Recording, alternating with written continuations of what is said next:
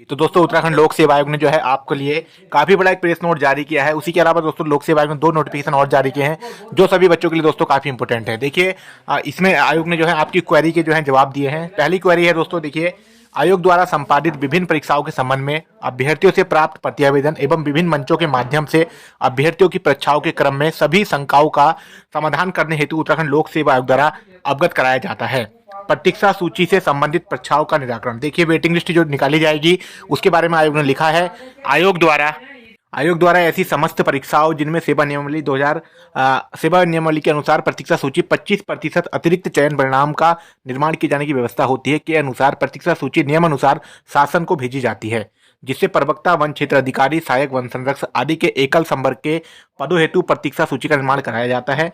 किंतु संयुक्त संवर्ग के पदों की सेवा नियमावली में प्रतीक्षा सूची 25 के अतिरिक्त चयन परीक्षा परिणाम तैयार किए जाने का कोई प्रावधान न होने के कारण आयोग द्वारा प्रतीक्षा सूची का निर्माण नहीं किया जा सकता। तो दोस्तों आयोग ने साफ क्लियर कर दिया है कि हम जो वेटिंग लिस्ट निकालते हैं प्रवक्ता में निकालते हैं, रेंजर में और एसीएफ में निकालते हैं, बाकी किसी में हम जो है वेटिंग लिस्ट नहीं निकालते हैं। ये यूकेपीएससी का रूल है। उसके अलावा नेक्स्ट रूल है जो क्वेश्चन था बच्चों का, विभिन्न पदों की भर्ती की प्रक्रियाओं के मध्य नए पदों को जोड़े जाने के संबंध में आयोग द्वारा रिक्तियों का विज्ञापन शासन से प्राप्त अधियाचन में उल्लिखित रिक्तियों के आधार पर किया जाता है। अतः यदि संबंधित विभाग द्वारा नए नए पदों को जोड़े जाने के संबंध में आयोग को ससमय अनुरोध किया जाता है तो आयोग द्वारा उस पर नियमानुसार विचार किया जाएगा। ठीक है, आपकी किसी भी विज्ञापन में जो है संशोधन किया जा सकता है, पदों को बढ़ाया जा सकता है। तीसरा क्वेश्चन था प्री एग्जाम परीक्षाओं के संबंध में न्यूनतम अर्हकारी अंक को रखे जाने के संबंध में विभिन्न श्रेणियों के अंतर्गत निर्धारित अनुपात के अनुसार वंचित संख्या में अभ्यर्थियों को परीक्षा के अगले चरण के लिए सफल घोषित करने हेतु मान्य आयोग द्वारा न्यूनतम अंकों की अनिवार्यता प्रारंभिक स्क्रीनिंग परीक्षा से हटा दिया गया था।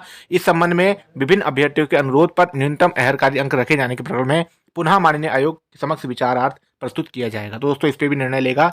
उसके बाद आयोग का जो चौथा क्वेश्चन था बच्चों का कि मुख्य परीक्षा के प्राप्तांक कट ऑफ मार्क्स अंतिम चयन घोषित किए जाने से पूर्व आयोग की वेबसाइट पर प्रसारित किए जाने के संबंध में आयोग द्वारा यह व्यवस्था की गई है कि जिन परीक्षाओं के प्राप्तांक अगले चरण की परीक्षा में नहीं जोड़े जाते हैं उनके प्राप्तांक कट ऑफ मार्क्स परीक्षा परिणाम घोषित होने के साथ ही आयोग की वेबसाइट पर प्रसारित कर दिए जाते हैं।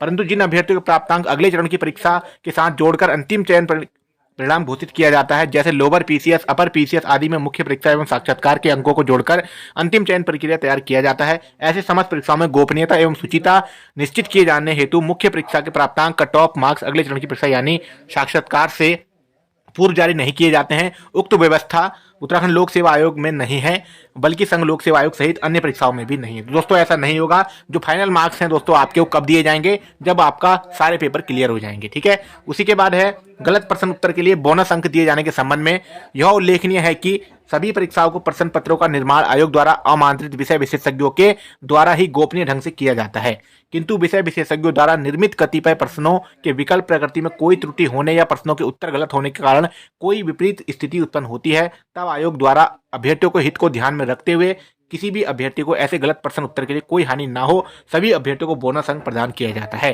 तो दोस्तों इसमें आयोग का कहने का मतलब है कि जो बोनस अंक मिलता है वो सभी को दिया जाता है। ठीक है, उसी के बाद आयोग ने यहाँ पर लिखा है जिसके द्वारा अब तक देश भर में लगभग 266 नए विषय विशेषज्ञों को पैनल में शामिल किया गया है। आयोग द्वारा भविष्य में अभ्यर्थियों के हितों की सुरक्षा हेतु आवश्यक कदम उठाए जा रहे हैं और आयोग ने लिखा है कि यहाँ पर हम जो है क्वेश्चन को बहुत कम से कम करेंगे।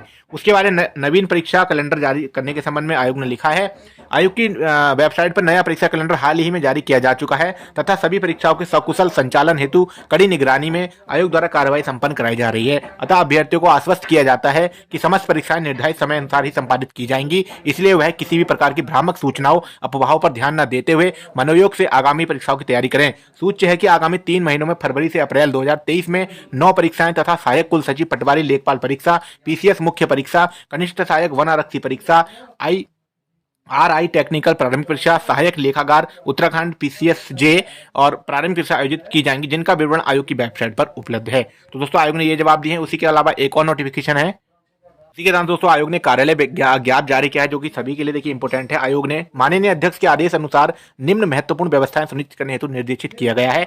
देखिए अध्यक्ष ने निर्णय लिए हैं आयोग के लिए। आयोग में समस्त गोपनीय अति गोपनीय अनुभाग की सुरक्षा पुख्ता किए जाने के दृष्टिगत उन्हें केंद्रीकृत स्थल पर ले जाने का निर्णय लिया जा चुका है।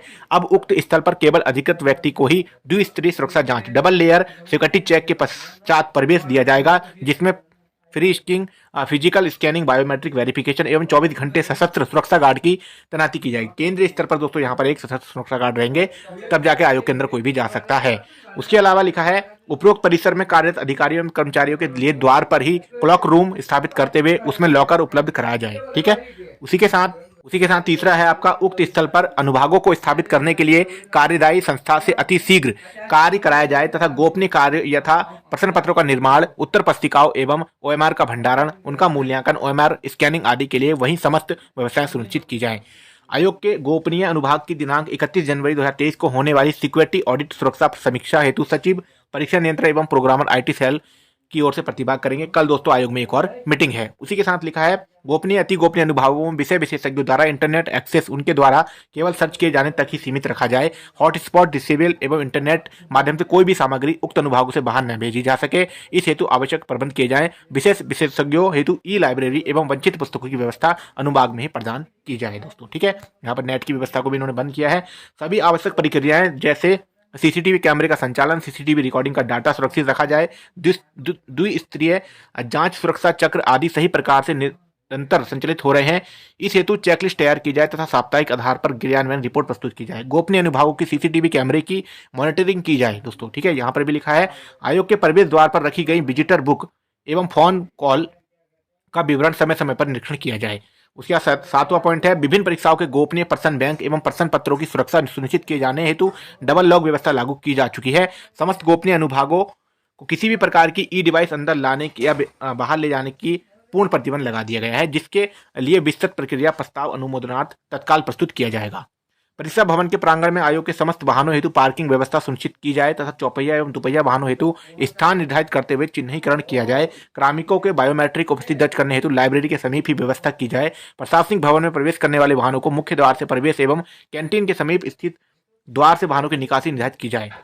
यह व्यवस्था दोस्तों 1 फरवरी से लागू हो जाएगी, अतः समस्त कार्मिकों द्वारा उक्त आदेश का कड़ाई से पालन किया जाएगा। तो दोस्तों लोक सेवा आयोग ने सभी बच्चों या बेरोजगार संगठन ने जो अध्यक्ष दिया था, जो अपना वो दिया था उस स्टेटमेंट, उस पर जो है इन्होंने निर्णय भी लिया और जो बैठक हुई इसमें निर्णय लिया। बाकी दोस्तों आज ही का लेटर जारी हुआ है एपीएस सचिव, दिनांक 30 जनवरी 2023। बाकी दोस्तों चैनल से जुड़े रहेगा, हर भर्ती की अपडेट मिल जाती है। मिलते हैं नेक्स्ट वीडियो में। इस वीडियो में इतना ही, धन्यवाद।